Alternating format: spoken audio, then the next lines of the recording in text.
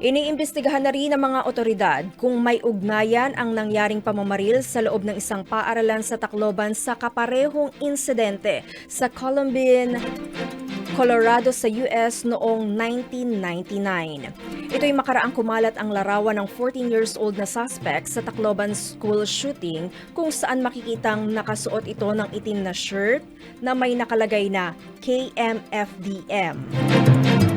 Napansin ng netizens na katulad ito ng t-shirt na suot din ng isa sa mga shooter sa naturang insidente sa Colorado. Higit 30 years na ang nakalilipas, kung saan dalawang estudyante rin ang nagpaula ng bala sa isang eskwelahan, dahilan para masawi ang 13 mag-aaral.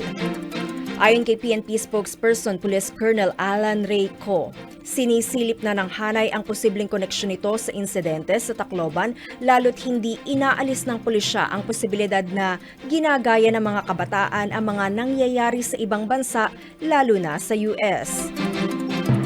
Kabilang anya sa sisiyasati ng mga otoridad ang social media accounts ng mga suspect na edad 14 at 15 years old, kanilang search history, online communities at digital footprint.